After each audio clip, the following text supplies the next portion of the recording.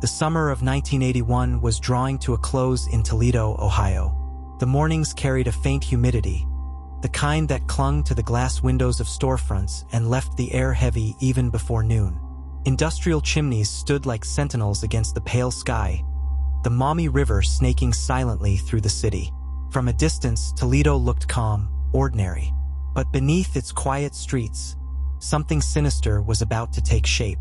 Cynthia Jane Anderson, known to friends and family simply as Cindy, was the kind of young woman who seemed untouched by the shadows of the world. 20 years old, soft-spoken, and deeply religious, she was the eldest of 4 daughters in a close-knit family. Her life revolved around church, work, and home. She didn't drink, didn't party, and wasn't the type to take risks. She worked as a secretary for the small law firm of James Rabbit and Jay Feldstein. The job was temporary, just something to hold her over before she pursued her real goal, attending Bible college. She was weeks away from leaving Toledo behind, ready to trade the world of legal documents and court schedules for the quiet halls of religious study.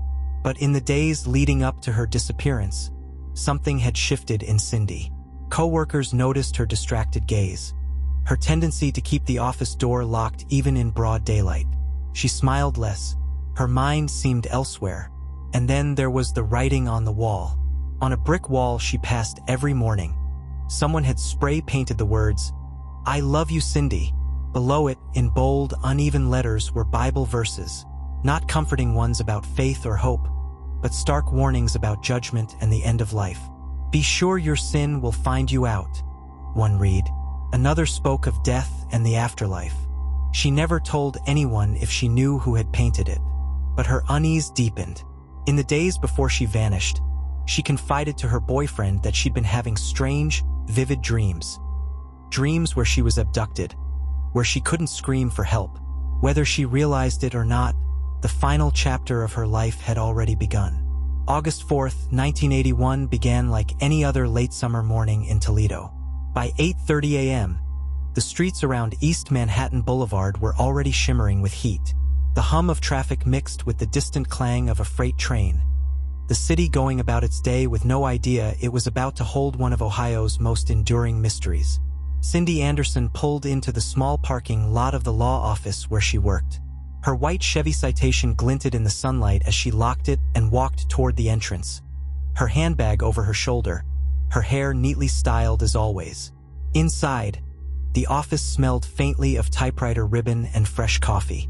Cindy moved through her routine with quiet precision, switching on the lights, starting the air conditioner, brewing the first pot of coffee. She arranged files on her desk, making sure everything was in order for when her bosses returned from court later in the day. She had brought along the paperback romance novel she'd been reading. It sat beside her on the desk, its cover slightly creased, a bookmark tucked between the pages. Every so often, when the phone wasn't ringing and the typewriter sat idle, she would open it and lose herself in its story. By mid-morning, the law office was silent except for the hum of the AC. Rabbit and Feldstein were in court, leaving Cindy entirely alone. At 9:45 a.m., another secretary from a neighboring office dialed the firm's number. No answer. She assumed Cindy was away from the desk.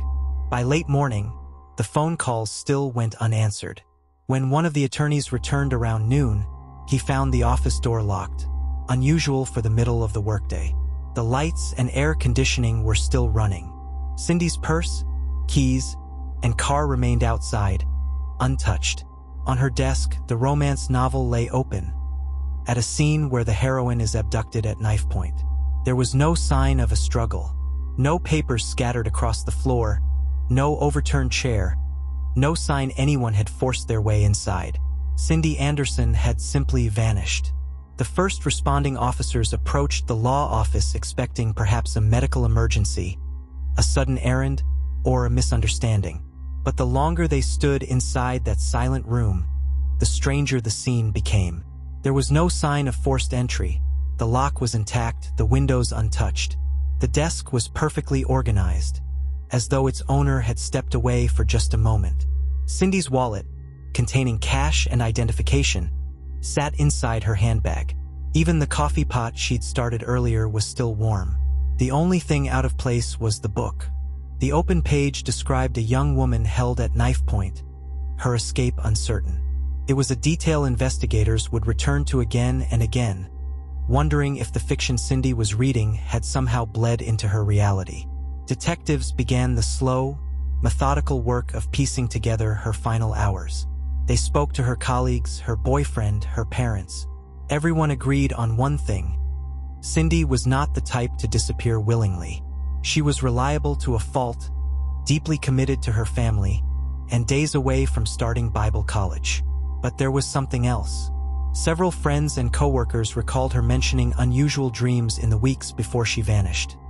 Dreams in which she was taken against her will, unable to call for help. One friend remembered her describing them with a nervous laugh, as if trying to shrug off their significance. Then came the graffiti. Investigators learned that for weeks before her disappearance, Cindy had driven past a wall spray-painted with the words, "I love you, Cindy," alongside ominous Bible verses. One verse read, "Be sure your sin will find you out." Another referenced death and the afterlife. When police asked if she knew who had written it, her family said she never offered a name. To them, the writing seemed like nothing more than a bizarre, possibly cruel prank. But detectives couldn't ignore its timing. They scoured the area, searching nearby lots, buildings, and the banks of the Maumee River. Helicopters hovered over open fields. Officers combed through wooded areas. No sign of Cindy was found. The case began attracting local media attention. Her photograph, a smiling young woman with neatly parted hair, appeared on every news broadcast, every newspaper headline. Yet for all the coverage, no one came forward with an answer that led anywhere. Theories began to swirl, and some of them pointed directly to the work she did inside that office. From the beginning, detectives knew they were working with almost nothing. No crime scene, no witnesses, no physical evidence. That left them with theories, and in Cindy Anderson's case, the theories multiplied quickly. The jealous admirer theory. Some wondered if Cindy had been taken by someone obsessed with her.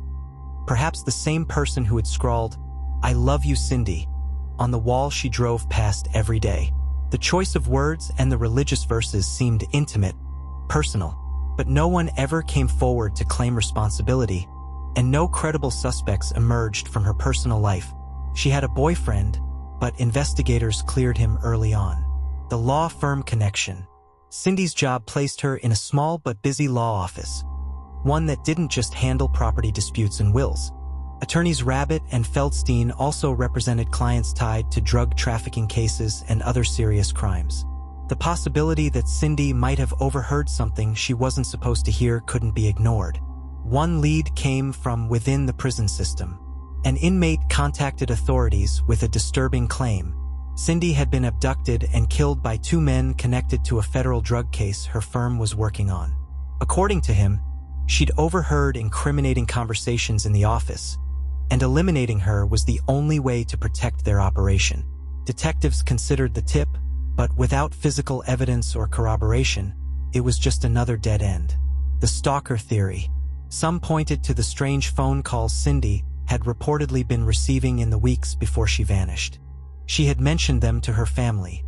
Heavy breathing on the line, or silence before the caller hung up. The calls always came when she was alone in the office. Police tried to trace them but came up empty. The novel coincidence. And then there was the open book on her desk. The scene, a young woman held at knife point, was too unsettling to ignore. Was it pure coincidence that this was the last page she read before she disappeared? Or had her abductor deliberately left it open as a kind of taunt? The idea chilled investigators, but without knowing when she had last turned that page, they couldn't be certain it meant anything at all. The case grew colder by the day. Leads were chased and discarded. Names came and went. Each theory made sense in its own way, but none could be proven. And Cindy's absence stretched from days to weeks to months. Weeks turned to months, and months bled into years. Every so often, a new tip would flare up, a fragment of hope that burned out as quickly as it appeared. One day, police received an anonymous call from a woman who claimed she knew where Cindy's body was buried. Before they could trace the call, she hung up. They never heard from her again. Another time, A convict serving time for unrelated crimes told investigators that Cindy had been killed the day she disappeared and buried under the foundation of a house on the east side of Toledo. Detectives searched the address. There was nothing there. By the early 1990s, the case had faded from the headlines. Families moved on. Businesses changed hands. The law office where Cindy worked eventually closed, its rooms emptied of the furniture and files that once filled them. In 1995, after 14 years without a single confirmed sighting, Cynthia Jane Anderson was declared legally dead. No funeral, no burial, just a quiet court order acknowledging that a life had ended, somewhere, in some way that had never been discovered. Her parents passed away without ever knowing the truth. Her younger sisters grew older, carrying the unanswered questions like a weight they could never put down. And that wall, the one that had once declared, "I love you, Cindy," in bold black spray paint, was painted over long ago. But for those who remember, the words are still there in memory, along with the verse, "Be sure your sin will find you out." Whether Cindy's killer ever feared those words, whether they ever looked over their shoulder, remains unknown. Today, the disappearance of Cindy Anderson lingers like a ghost over Toledo. A case with no crime scene, no confession, and no body. Just an ordinary young woman who, on an ordinary morning, vanished as though she had stepped off the face of the earth. And in the absence of answers, one truth remains. Somewhere, someone knows what happened. In a city where the summer heat once clung to every brick and sidewalk, a single August morning slipped quietly into legend. Cynthia Anderson walked into work, brewed her coffee, opened her book, and was never seen again. No struggle, no witnesses, no trail to follow. Just an empty office, a locked door, and a page in a paperback novel where fiction and fate seemed to meet. For more than 4 decades, Toledo has carried the weight of her absence. The unanswered phone calls, the whispers of a stalker, the graffiti that felt like a warning. The law says she is dead. The truth says nothing at all. Somewhere, there is a person who knows exactly what happened in those missing moments of August 4th, 1981. A person who has lived their life in the shadow of a secret, hoping the years will keep it buried. But time has a way of unearthing the things we try hardest to hide. And until the day the truth steps into the light, Cindy Anderson remains gone without a trace.